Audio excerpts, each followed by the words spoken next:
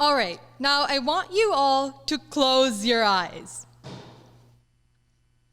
Okay, now picture a programmer. All right, open your eyes. Now, with a show of your hands, how many of you guys thought of this? The infamous, socially awkward man, perhaps in baggy clothing, hunched over a laptop, hacking and coding all night long. Okay, so a lot of you. Now, how many of you guys thought of this? Female teens coding as part of an organization called Black Girls Code. So not many of you. How many of you thought of this? An 82-year-old Japanese woman coding iOS apps. How about this? Carly Kloss, a supermodel. She teaches coding to thousands of girls every summer. Okay, so once again, not many of you. Let's look at the facts. As of now, coding is not very inclusionary. As a female, I'd represent one of about 24% of women programmers in the United States. In Silicon Valley, African Americans make up only about 4% of programmers, while Hispanic people make up about 5%. Why is there such a gap? In part, according to Reshma Saujani, the founder of Girls Who Code, this is because the image of a programmer has been embedded in our minds, and those who don't fit that stereotype, aka Freddie, are not given the same encouragement and outlets to pursue technological programming. In fact, in middle school, I too was intimidated by technology. I had heard of the dangers of artificial intelligence taking over our world, and I wanted absolutely nothing to do with it. In fact, after I half-heartedly joined a middle school coding club, I was surprised by how much I actually liked it. I had just never been exposed to it. Since then, I have coded over 50 applications, interned at a software company, and founded my own computer science education platform called the Code Bakery to teach students from over 7 countries to code. Okay, now you might be wondering, how does diversity in technology pertain to me? What can I possibly do as a high schooler to change this statistic? Well, there's actually a pretty simple answer to this. Everyone should learn to code. As Gen Z, you guys represent the face of the next generation. By starting to code now, you're preparing yourself to change this number, both in diversity of background and thought. Okay, now you might be wondering, well, Hia, okay, is the only reason I should learn to code to change a number? Well, no. Computer science is how the world runs.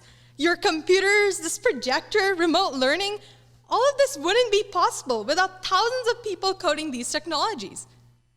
In addition, by learning to code, you gain a unique digital literacy. And you get to build stuff from scratch. But most importantly, by learning to code, you gain skills useful to many other domains of life. According to Steve Jobs, coding teaches you how to think. This is very true because coding is inherently creative problem solving. There is never really just one way to solve a problem. Through learning to code, you learn to try and fail when your code doesn't work and try and fail some more. It teaches you to be a better programmer, problem solver, and someone who just never gives up. Second, according to Code Academy, which is an online learning computer science platform, more lines of code does not translate to better code. Similarly in life, working harder does not mean working more efficiently. Lastly, and most importantly, contrary to popular myth, aka Freddie, as I showed you in the beginning of this presentation, coding is not done solo. What? In fact, coding is best done with others. Looking back, my first exposure to programming was at a middle school coding club.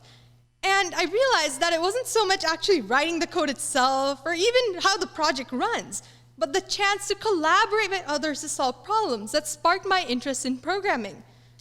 Similarly, in coding, you can collaborate in open source and collaborate in coding competitions called hackathons.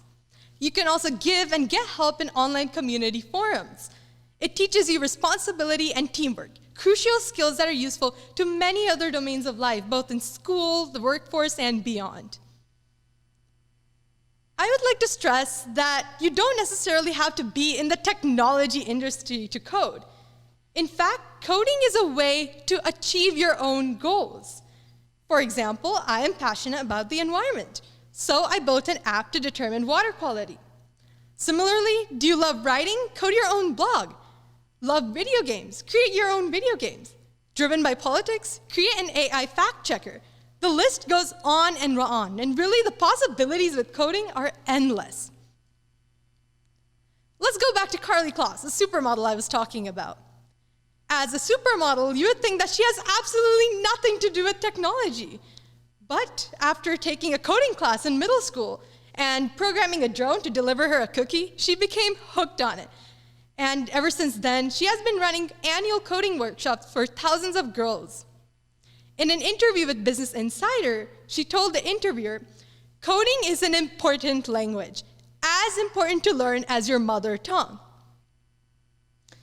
All right, now if you haven't started to code yet, ask yourself why. Is there something that intimidates you about technology? Perhaps that stereotypical programmer look? Or maybe you just don't know where to start. Don't worry, there are plenty of free resources to choose from. Let's start with programming languages, or what you write code with. I recommend starting out with Scratch, which is a block-based, game-based programming language where you can create your own games and animations. Alternatively, you can start with Python, which is a general-purpose programming language that reads kind of like English. To learn how to build your own projects, you could check out the Code Bakery, a peer learning platform I founded that teaches kids to code via YouTube tutorials from over 7 countries. You can also check out clubs right here on the Amador and Foothill campuses, such as the Society of Women Engineers and AV UI/UX Design. I have been teaching kids to code for about 3 years now, as young as elementary schoolers. And I have found that what drives them is not so much actually writing the code itself, but the chance to unleash their creativity in designing their own games and collaborate with others on a process, struggle through problems, and finally feel the satisfaction of sharing their project for the world to see. Coding is a unique form of art. It's a way to express yourself in a language that everyone can and should learn. Time and time again, people like Michael Bloomberg have said that coding has changed their lives. Of course, coding is not easy, but is anything when you start out? Through learning to code, I've learned so much about myself, grown my logic and problem-solving skills, and had the chance to collaborate with people from across the world. If people ranging from a supermodel to an 82-year-old woman to elementary schoolers can learn to code, I believe so can you. Thank you.